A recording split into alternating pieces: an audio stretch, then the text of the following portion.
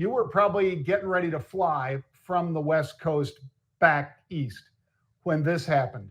The Giants had picked up a offensive tackle named Hudson. And this guy had 4 penalties on one drive. And Pete, he was trying to slug guys. He was jumping on top of guys. He's an offensive tackle, mind you. I don't know what he was on, Pete. Of course, I wouldn't know. I'm not in the locker room. I don't know if he's on something or if he's just mentally loose.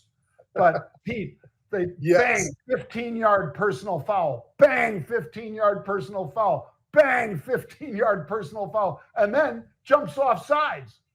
And, Pete, he is literally swinging at the defensive end for Dallas. And Russell Wilson looked as good as I've seen Russell Wilson look in a long time. And yet they had to settle for a field goal in a situation, Pete, where they drove basically all the way down to the 2-yard line. And then this guy backed him up. The only tackle I've seen as bad as that one, and he's just bad, is your offensive tackle. What is his name? Schul or something like that? Your left tackle for the Vikings? Terrible. Yeah, he got hurt too, I think, A swinging door. I mean, just look out! Look out! We call that the lookout block. Oh, my God. I don't know how Kevin O'Connell keeps that guy out there, Pete, because he's going to get J.J. McCarthy killed. That's what happens, folks. That's why they call it the blind side, because almost happened last night, John. That one hit that he took late in the game, and they twisted his head around or whatever, and when he got up, his face mask was turned here this way for JJ. That's not going to cut it. And I think that the offensive line, they were so proud of their offensive line at the beginning of the year, John. They've got a few injuries for sure, but they signed a couple of big players there from the Indianapolis Colts, actually. And you know what? They're not doing their job, and neither is the defense. They couldn't stop anything on the run yesterday. That defense that B-Flow and everybody talks about all the time. I had arguments with guys on Twitter yesterday about it because they say, well, the offense is terrible. Yeah, they are. But how about if you're on defense, you maybe want to tackle the running back once in a while. You don't let him go about 11 yards a carry.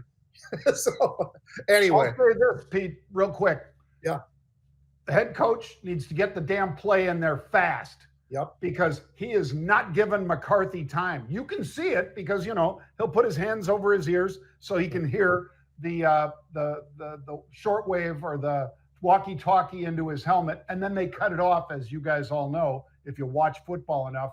But he's not getting the ball he's not getting him out of the huddle, Pete, until 10 seconds, sometimes 9 seconds. In other words, you cannot check down. You can barely get the snap count up and going if a player is going in motion or changing or whatever. Stop overthinking it. Stop overthinking it and give him time. And get rid of that tackle. The left tackle sucks. Overthinking and not thinking very clearly, and that's a real problem. You're right. All right, let's stay with the NFL, John, a little bit right now. Who are the two best? We're only 2 weeks into the season, and that's why it's fun, because like so many people do, we're going to do the same damn thing. Right now, who are the best 2 teams in all of football? I'll tell you, it's interesting because I think it's 2 teams that already have played each other once, week 1, and I think it's Buffalo and I think it's Baltimore. And here's why. In week 1, Buffalo comes back in the fourth quarter, John. Second half, they scored 28 points. In the fourth quarter, they scored 22 of those points.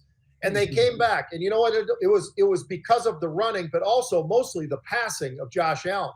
Well, that completely flipped in week 2.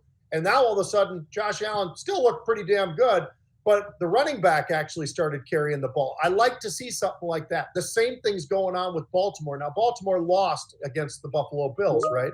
And you say, well, start looking at some of the numbers. You look over at what that running back, Derrick Henry, did, John. He absolutely was a beast. I think he averaged almost 10 a carry in that game. So he's a freak show. But you know what? Lamar didn't really show as much because they were able to run the ball. Week 2, Cleveland Browns, they decided, you know what? We're going to stack it. We're going to make Lamar beat us. Well, that was a mistake because Lamar can beat him. He threw 4 touchdowns in the game, John. Yeah, they stopped Derrick Henry. They didn't stop the passing. And then when you look at what Baltimore did, John, they scored 31 points in the second half, 21 points in the fourth quarter. Those are unheard of numbers. You don't give up that in professional football, and you really don't want to do it much in college football either. But that's exactly what happened. And I'll tell you what, Lamar, he was 19 of 29. He threw for 225 yards, but 4 touchdowns. I'd say that's pretty damn good. And if you want to stop Derrick Henry, great, but you still got to worry about what's going on with Lamar, because Lamar could run, he could throw. He's damn accurate. I think he's one of the scariest quarterbacks in all of football, but I think those are my top 2. I'll have a rare disagreement with Pete. Sure. I don't think Buffalo is better than Philadelphia. I think it's Philadelphia and Baltimore. Even though Baltimore lost to the Bills. I get it. And it was a freakish play that let them kick the winning field goal against Baltimore. Did Buffalo deserve to win? You bet they did, because they came back, like Pete said, 22 points in the fourth quarter. But I think, Pete, when I watch Philadelphia, they can beat you so many ways, just like Baltimore can. Whether it's passing or whether it's running, they can beat you. Whether it's quarterback running or the running back running, they can beat you. So, Jalen Hurts, man, he is playing out of his mind, and so is Lamar Jackson. So those are my top 2 picks. I think that's fair. I'll take it. Yeah. You know what? Although I will say, I watched Josh Allen run with the ball.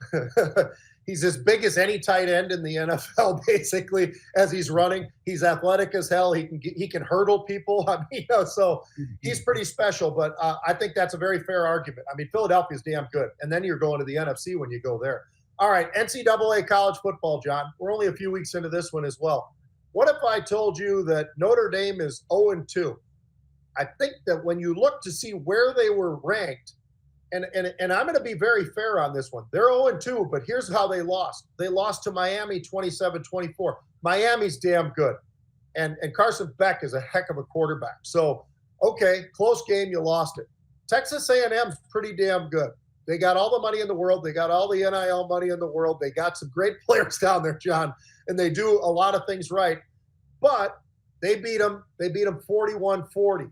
So they've lost by a grand total of 4 points, and they're 0-2 right now. So I'm not as worried about Notre Dame. And, of course, they come with what they come with when you're Notre Dame. When it gets to the end of the season, if these guys are 9-3 or 10-2, they got a damn good shot at being in the playoffs. So I like that one. But how about this? Vanderbilt is 3-0. Utah is 3-0. And you and I talked about Utah. By the way, I know they've played nobody. But I didn't realize nobody included UCLA until I watched UCLA play this past week, John. They stink. And I believe they're 0-3 already. They might be 0-2, but I think they're 0-3. And they just fired the head coach yesterday, I believe. So a lot of things getting shaken up. I think they got issues with their AD at UCLA. I think they got real issues with what was their head coach. They got some real problems at UCLA, but that looked like a great win for Utah. And now all of a sudden Utah is playing nobody. But that quarterback, John, he's a transfer quarterback. He's played so well. He's thrown no interceptions. He looks the part. He's 73% completions. He's got 7 touchdowns, no interceptions, can run the ball pretty well. I still like that Utah team to be somewhere when it's all said and done at the end of the year. Tell you what, Pete, if you wanted to take a couple 0-2 teams, put Notre Dame against Clemson. Notre Dame wins by 14. I think so. I mean, Clemson just looks horrible for a team that was, certainly top 20 and in many people's minds, top 10. Yeah. And this is what they do. LSU, they're a good team. Yep. And I loved, Pete, how passionate Kelly was after the game in Baton Rouge, because people were asking him, well, when are you going to get a running game together? And he said, we won the game. The idea is to win the game. We played to win the game. Well, what about that? You're thinking about it all wrong. We played to win the game. And he's right. You played to win the game. I mean, you look at freaking Clemson right now. I don't know what they're planning to do. Like you said, Notre Dame, they had to come back at the end to make it close against Miami. That wasn't their highlight reel. But freaking Texas A&M, I almost said Baylor. Texas A&M, Notre Dame was beating up on them, but their defense could not stop, except for an interception, Pete. They could not stop them. And yet at the end, they get the shot and they go down the field and beat them. But that Notre Dame team isn't as bad as an 0-2 start, but Clemson is as bad as an 0-2 start, in my opinion. And we love Klubnik coming in. He had a good year last year. He was one of the better quarterbacks, obviously, maybe even in line for a potential Heisman. That's probably that book's been closed, I would say. That ship has failed. He's going to have to light it up, John, to get even back into that game, because there's some guys out there that look pretty damn good already. And if they continue on, he's not going to be in that top three.